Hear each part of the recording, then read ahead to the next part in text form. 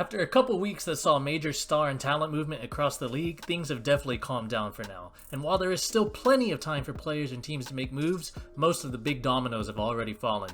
Let's go over the biggest letdowns of the offseason so far. First up, I gotta start with the Los Angeles Clippers losing Paul George. Just 5 years after the Clippers sent shockwaves through the league by pairing up Kawhi Leonard and Paul George, the star duo's era is literally already over. For years, Steve Ballmer and the Clippers front office spent wildly every year under the old CBA. But with the new restrictions under the new CBA, the Clippers couldn't offer PG what he was looking for. Could the penalties of spending past the second apron scare the front office away? Who knows? But despite the Clippers adding Derrick Jones Jr., Nick Batum, Kevin Porter Jr., and Mo Bamba, this team is looking to be in huge trouble next season. When Kawhi and Harden shared the court without PG, the Clippers actually sat at a minus 2.2 points per 100 possessions. And remember, this team completely fell apart after the All-Star break, compiling a terrible 15-14 record to close out the season. Not to mention, Harden is another year into his decline, and Kawhi just ended another season on the injury shelf. Will this crew even be able to survive the regular season when Kawhi has to undoubtedly load manage for periods of time? I'd put my money on no, and as the West continues to be better, this could be a play-in team by the end of next season. Now the next big letdown, how about the other LA team, the Los Angeles Lakers?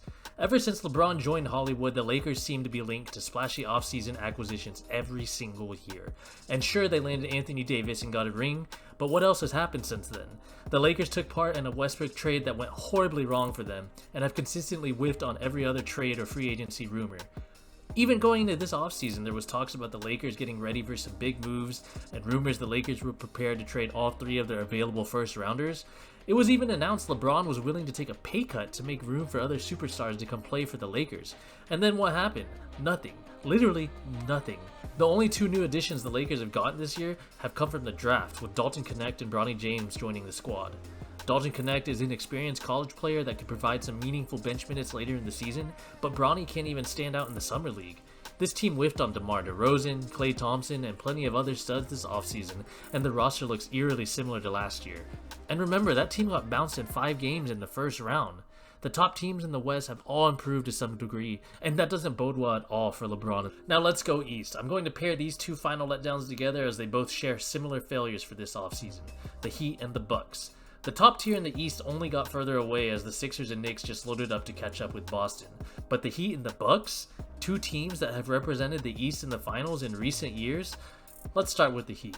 Jimmy Butler and the Heat have made 2 trips to the finals in the past 5 years.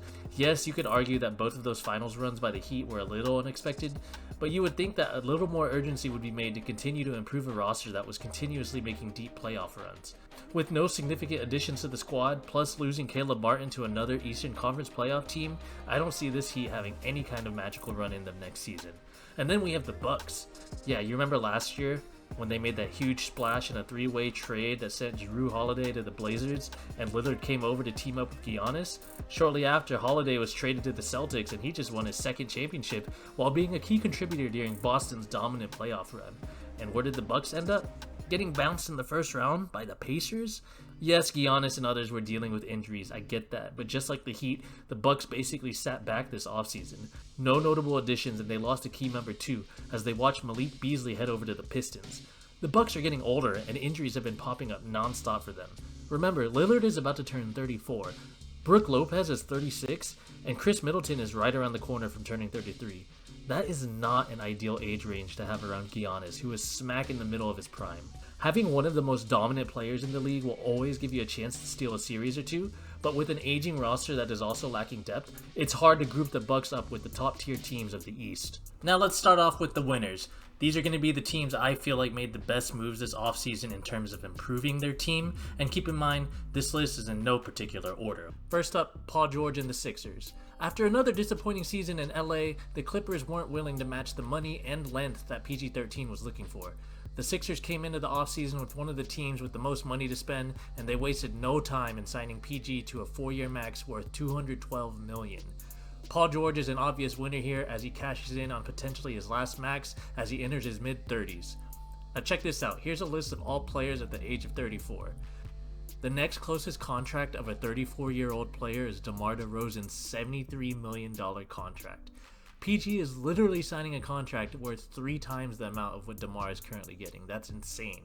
I get it, PG is still an all-NBA talent that should seriously elevate the ceiling of the Sixers, but that is a crazy amount of money for an aging player with a lengthy injury history, especially during playoff time.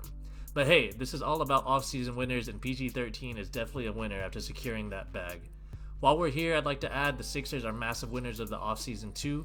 They completely retooled their roster, as Embiid, Maxey, and Kelly Oubre Jr. are the only players from last year's roster that are returning this upcoming season in a Sixers uniform. And apart from Paul George, they added Caleb Martin, Eric Gordon, and Andre Drummond to help round out a strong rotation for this season. Now let's talk OKC.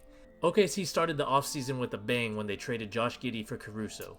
Sure, Giddey is young and still has plenty of upside with his size and natural playmaking, but Caruso gives them a win-now piece that will help keep the Thunder's spacing relevant with more lineups, as well as providing some of the best perimeter defense in the league. Giddey was one of the few players on the Thunder that messed with the Thunder's preferred 5-out attack, and that was apparent in the playoffs when teams were literally leaving him wide open behind the three-point line. Caruso is a career 38% three-point shooter, and he will fit in perfectly with the Thunder's lineup. On top of that, they got big man Isaiah Hartenstein to help shore up the front court. OKC's 5-out lineup was a huge reason why they finished as the number 1 seed in the West, but their lack of size hurt them at times. In the regular season, they were bottom 5 in both offensive and defensive rebounding, and their lack of size and true interior defense seriously hurt them in the playoffs. Chet is just way too fragile to bang down low as a true 5, and Hartenstein immediately fixes that problem as a monster rebounder and a true paint protector. On top of that, the Thunder extended Aaron Wiggins and Isaiah Joe to multi-year contracts to maintain depth, youth, and continuity going into next season. I'm not ready to put them in the same tier as Boston just yet, but OKC has all the pieces in place to be a true title contender next year. Our next winner, the Dallas Mavericks. Yes, the big splash for Dallas was of course landing longtime Golden State Warrior Klay Thompson, but honestly, their other two signings are sneaky good pickups as well. Dallas had limited financial flexibility and draft capital, and they essentially traded Tim Hardaway Jr., Derrick Jones Jr., and Josh Green and turned that into Klay Thompson, Quentin Grimes, and Najee Marshall. Tim Hardaway was the third highest paid player on the Mavs last year, and he basically fell completely out of the rotation come playoff time. Derrick Jones Jr. was essentially benched in the finals due to offensive consistency, and Josh Green was a hot-handed kind of player that saw his minutes fluctuate tremendously. Klay Thompson gives the Mavs a much-needed reliable third scorer and a three-point threat, which is huge considering the whole Mavs team outside of Luka shot under 25% from 3 during the finals against Boston. Yes, Klay is 34, and he's not the defensive stopper or the shot creator he used to be, but Dallas doesn't need him to do that. Teams aren't going to leave him wide open like they willingly did to PJ Washington and Derrick Jones Jr., and that's going to open up the floor so much for Luka Doncic.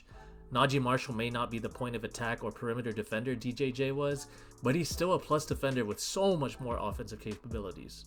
And Quentin Grimes had an injury-riddled year last year in Detroit, but remember, this guy was once untouchable during his time with the Knicks, before losing his starting spot to Dante DiVincenzo. Also, Grimes finished his last couple of years in college at the University of Houston, a nationally recognized defensive powerhouse, before playing under another defensive-minded coach in Tom Thibodeau during his time with the Knicks. And speaking of the Knicks, they're my last big offseason winner so far.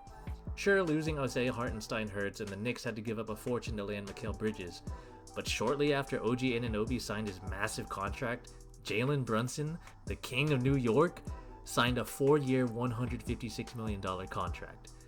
The reason the Knicks are seriously winners is because by Brunson doing this, and essentially taking a $113 million pay cut, the Knicks have so much flexibility in keeping this roster together and continuing to make moves to close the gap on the Celtics.